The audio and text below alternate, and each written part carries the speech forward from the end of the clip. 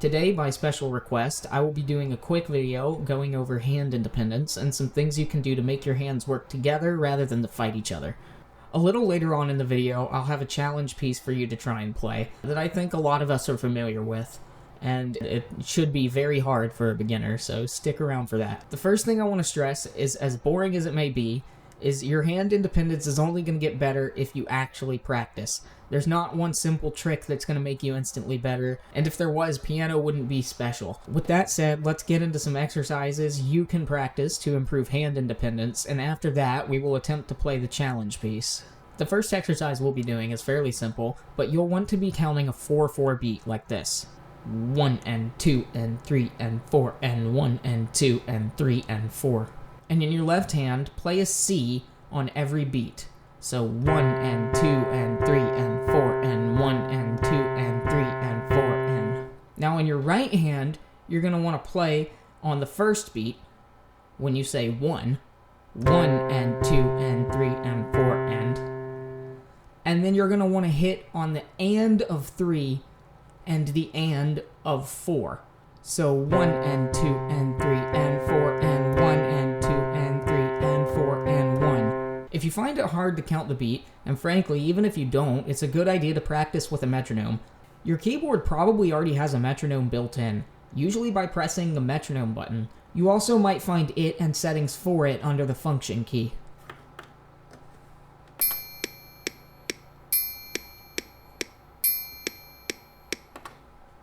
If your keyboard doesn't have one, or you aren't able to find it, or are using a real piano, there are probably 1,000 free metronome apps that you can use on the smartphone that you're likely using to watch this anyway. 1 and 2 and 3 and 4 and 1 and 2 and 3 and 4 and 1.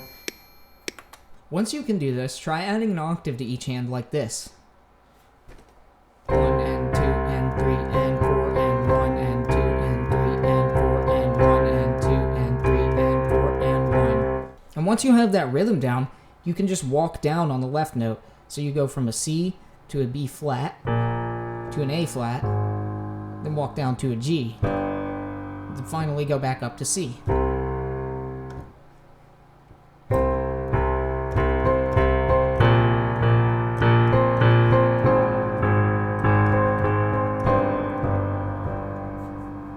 This little bass line is in the key of C minor, or E flat major. It's the same set of notes, but we have more of a minor feel here because we end on the C minor chord.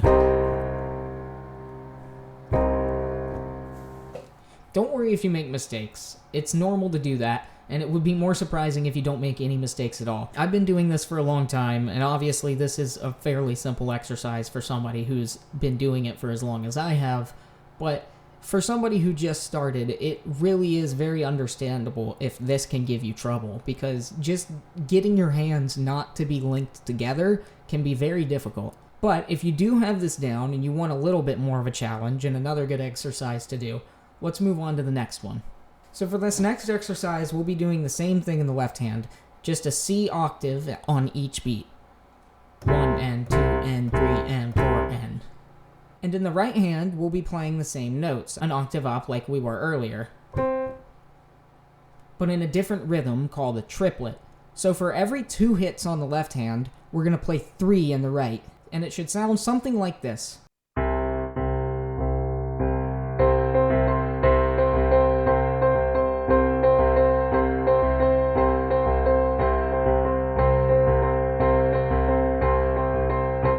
You can use that new rhythm to walk down that same bass line.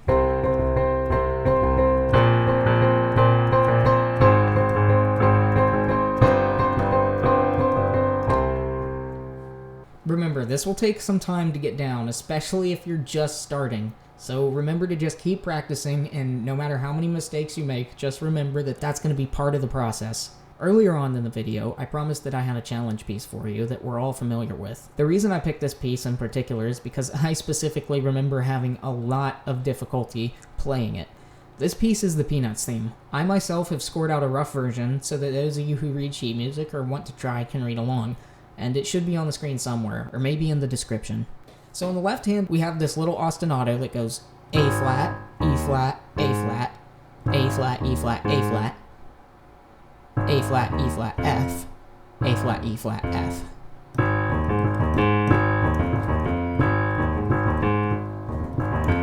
And then it's the same pattern, except it moves up to a B. So we go B, G flat, B, G, B flat, B, G, B flat, A flat, G, B flat, A flat.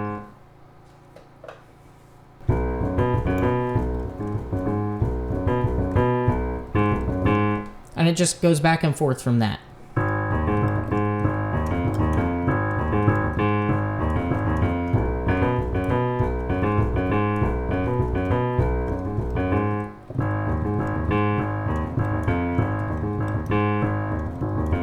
Now that we have the left hand part, the right hand part has a fairly simple melody, but the timing is very tricky when played together with the left hand. So the only notes you're going to really need are A flat, B flat, and C.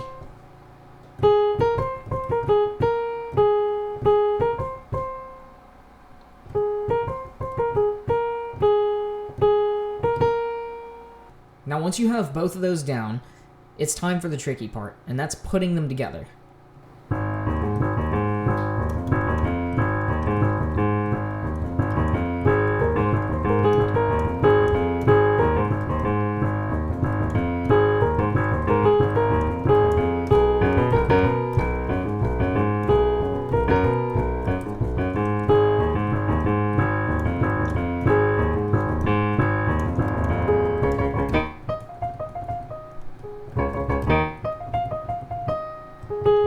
If you can do this within your first couple months of playing, you're already way ahead of where I was, so congratulations.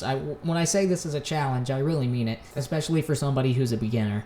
This is definitely more of an intermediate piece, and even gave me trouble for a minute, and I'm still not perfect at it. But that's the great part about piano, is that you can constantly get better. There's not really a skill ceiling. If you're brand new or this is really, really hard to you, that's understandable, and don't stress yourself out. If it's too hard, take a break from it. Come back to it later. There's no shame in that. There's infinite things you can learn on piano.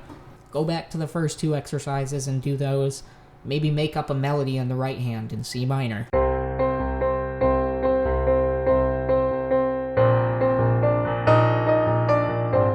If you genuinely find yourself going nowhere after trying for a long time, just slow things down. It will get simpler over time the more you practice it, the more you hear it, and the more you try and do it. With all that said, if you like this video or these exercises helped you in any way, please leave a like, and if you want more content like this, subscribe. If you have any questions or ideas, or if there was anything that I missed that confuses you, leave a comment and I'd love to hear it.